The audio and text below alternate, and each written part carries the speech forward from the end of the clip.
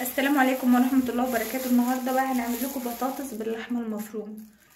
هنحتاج بصل وجزراية وفلفل ولحمة. هنعمل ايه بقى؟ في طاسة على النار وهنحط شوية زيت. دلوقتي حطينا الزيت وهناخد من البصل ده قيمة بصلة صغيرة كده مفرومة،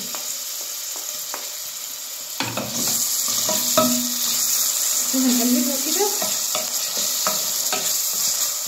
وهنستنى لغايه ما تدبل، وبعد كده نحط عليها ايه فصين توم مفرومين برضه.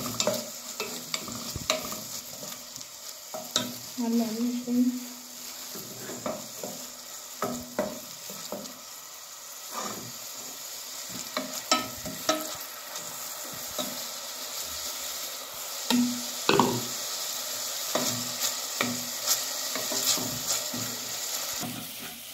ده بعد ما حطينا التوم مع البصل ادينا لهم تقليبه كده لغايه ايه ما دبلوا خالص. هنجيب الطماطم اللي احنا عصرينها ونحطها عليها.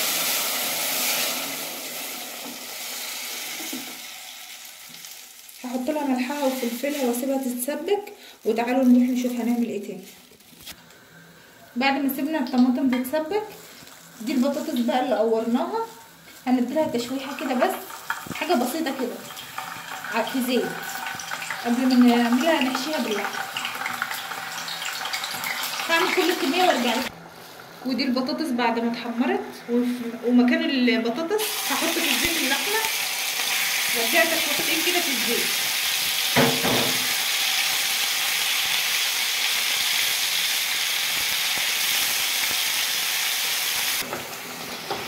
ودي اللحمه شوحناها شويه في الزيت. هناخد البصل المبشور عليها وادلق ادلق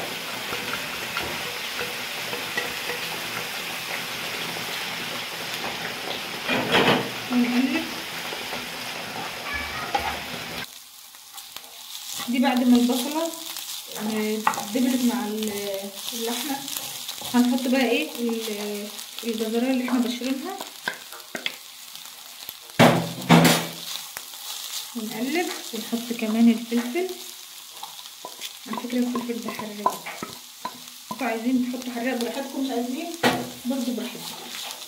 وهقلب كده بقى وهسيبها وهحط لها ملح وفلفل. ثواني هحط ملح وفلفل.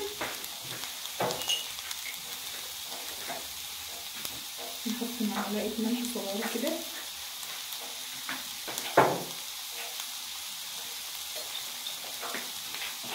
ونص معلقه فلفل،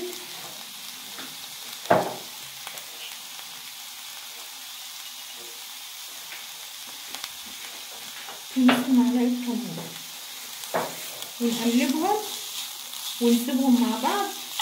وبعدين هبقى اقول لكم نعمل ايه. دلوقتي دي اللحمه ودي البطاطس ودي بقى القلب اللي احنا قورناه من البطاطس. هناخده نعمل بيه ايه بقى؟ مش هنرميه طبعا، هنحطه كده في الصينيه، نفرشه في الصينيه تمنع البطاطس ان هي تتحرق، وفي نفس الوقت نكون ايه ما هدرناش او رمينا حاجه.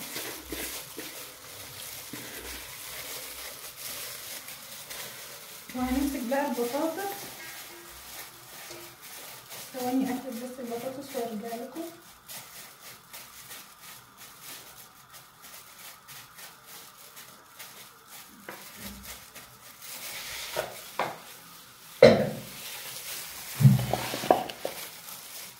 هناخد بقى البطاطس كده واحده بواحده ونحط فيها اللحمه المفرومه.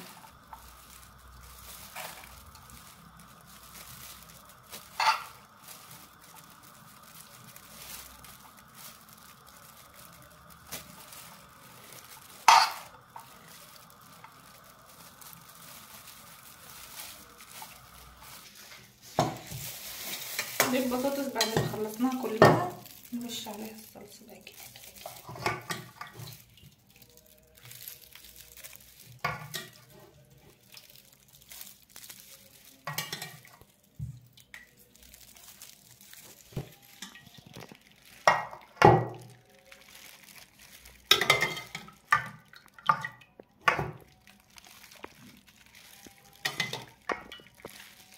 تقلبيها كده بالصلصة عشان تطلع حلوة.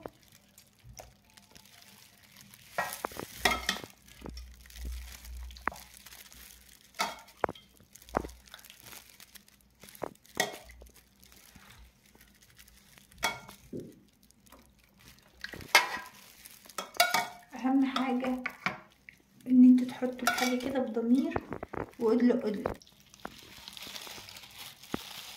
كده. بقى هحطها في الفرن يعني ساعة الا ربع كده على ما تستوي ان شاء الله، ونرجع نشوف بعد كده حصل ايه. ودي صينية البطاطس بعد ما طلعت من الفرن باللحمة المفرومة، وكنت عاملة رز بشعرية. وبالهنا والشفا بقى، والقاكم ان شاء الله في فيديو اخر.